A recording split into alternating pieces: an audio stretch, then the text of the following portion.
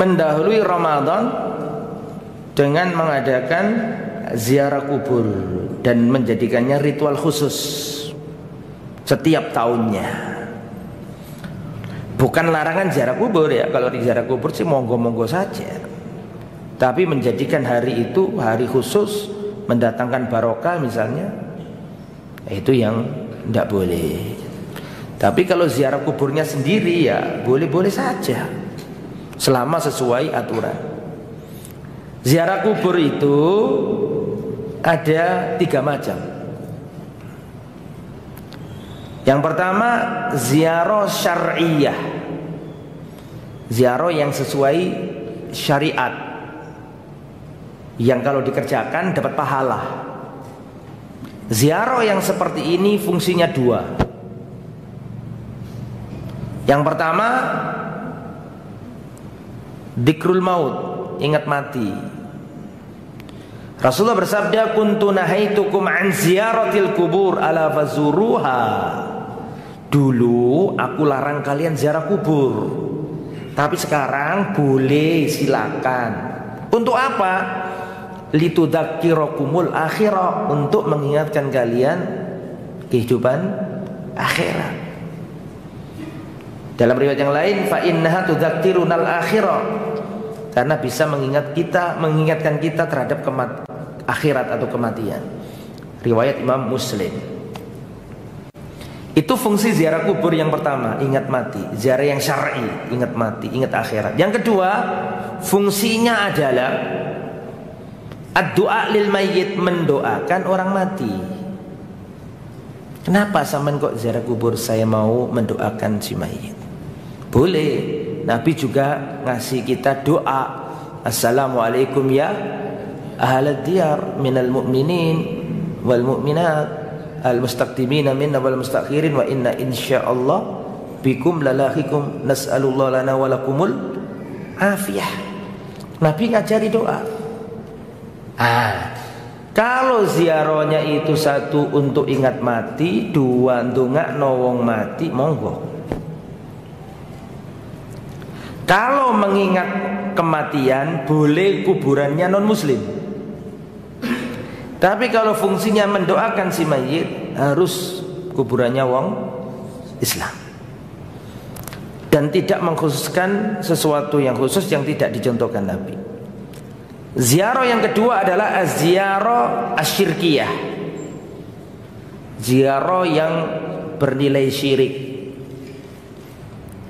Minta kepada si mayit atau minta didoakan si mayit, wahai mbah fulan, wahai eyang fulan, wahai buyut fulan, tolong ABCD. Tidak boleh, tidak boleh.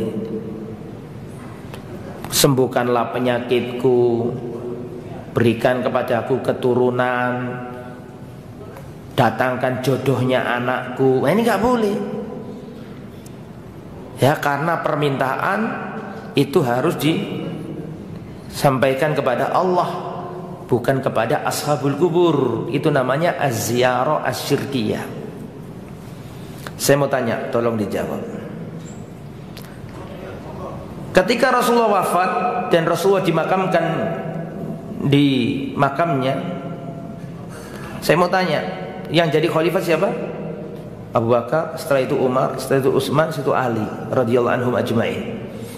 Ketika Rasulullah wafat di zaman Khulafaur Rasyidin, umat ini tertimpa perhara-perhara besar apa enggak? Tolong dijawab. Iya. Enggak usah jauh-jauh. Zamannya Abu Bakar saja muncul nabi-nabi palsu. Betul? Muncul orang-orang murtad, muncul orang-orang ingkar zakat. Itu kan peristiwa gede. Nabi palsu menjamur, dan setiap nabi palsu punya pengikut ribuan. Apa pernah dicantumkan dalam riwayat Abu Bakar DP maupun DP itu datang ke kuburan Nabi kemudian minta, ya Allah, kok ya Allah apa? Ya Rasul, umatmu ya Rasul. Atau tolong sampaikan kepada Allah bahwa ini banyak nabi palsu, kuatkan kami, berikan kami besok kemenangan ya Rasul, tolong sampaikan kepada Allah. Tidak ada. Zamannya Umar lebih hebat lagi. Zamannya Abu Bakar sudah ada perang Yarmuk. Jumlahnya kaum muslimin 27 ditambah pasukannya Khalid 9.500, totalnya 36,5 ribu. Jumlahnya pasukan Romawi berapa kemarin? 120.000. Enggak imbang belas. Apa pernah Abu Bakar kebingungan terus mendatangi kuburan Nabi, menjadikan kuburan Nabi sebagai perantara? Enggak. Zamannya Umar lebih dahsyat lagi. Terjadi penaklukan Persia yang jumlahnya lebih gede. Perang Qadisiyah jumlahnya kaum muslimin 4.000. Jumlahnya tentara Persia 80.000. Terjadi penaklukan Baitul Maqdis, terjadi penaklukan negeri-negeri Syam dengan musuh yang lebih gahar, lebih dahsyat, lebih gede.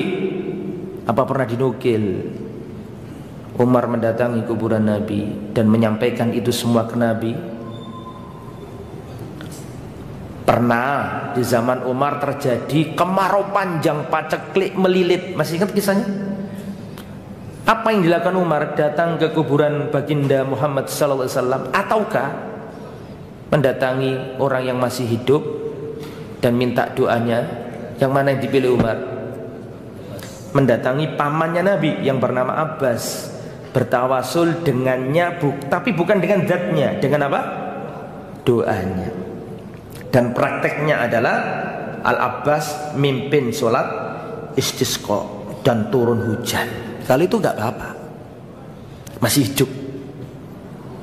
Oke. Yang nomor berapa sih? 3. Az-ziyarah al-bid'iyah. Gitu? Ziarah bid'iyah, ziarah yang apa ya? Tidak mencontoh Nabi, tidak ada tuntunannya. Meskipun nggak sampai syirik. Contohnya iktikaf di kuburan, sholat di kuburan, khataman Quran di kuburan. Kalau ditanya, ngapain panjenengan kok ngelampai ngeten iki ten kuburan niki lho? Sholatan kuburan, panjenengan maos Quran ten kuburan, niki dos pundi? Nah, beliau akan menjawab seperti ini, loh, jenengan ini salah paham. Saya ini iktikaf di sini untuk Allah, bukan untuk penghuni kuburan. Kita di sini ini khataman Quran untuk Allah, bukan untuk penghuni kuburan. Kita di sini ini khataman Quran bukan untuk penghuni kubur, tapi untuk Allah. Masa nggak boleh kita untuk Allah kok? Nah, kita katakan, nggih, memang panjenengan ngelampai mekaten kangge Allah. Memang itu kita nggak mengingkari itu, monggo silakan kalau untuk Allah. Tapi tata pelaksanaan panjenengan ngamalaken niku wau ten apa? Kuburan itu tidak pernah dicontohkan Nabi. Iktikaf di masjid yang dilakukan Nabi. Sholat di masjid atau di rumah, tidak di kuburan. Jadi kalau mereka niatnya untuk Allah tapi melakukan itu, maka jatuhnya nggak disyirik, tapi jatuhnya di mana tadi? Bid'ah. Bisa dipahami nggih? Nah, salah satu hal yang harus dipahami adalah dalam hal ibadah, nggih, perhatikan, dalam hal ibadah, apa yang dimutlakkan Nabi jangan diikat, dan apa yang diikat Nabi jangan dilepas. Kalau Nabi mengatakan fazuruha, ziarahlah, maka jangan dijadikan hari tertentu sebagai hari khusus. Bisa dipahami nggih? Sebaliknya Nabi kalau sudah mengikat, diikat sama Nabi, diikat ngene ya, jangan dilepas. Contoh yang sudah diikat, contoh ya, Nabi ngasih tata cara zikir setelah sholat, subhanallah 33 kali, Allahu akbar, alhamdulillah 33 kali, Allahu akbar 33 kali. Kan sudah diikat sama Nabi tuh. Bisa dipahami nggih? Terus ada orang mengatakan, enggak, saya mau subhanallah, alhamdulillah, Allahu akbar 1000 kali, 1000 kali, 1000 kali. Bisa dipahami? Jangan.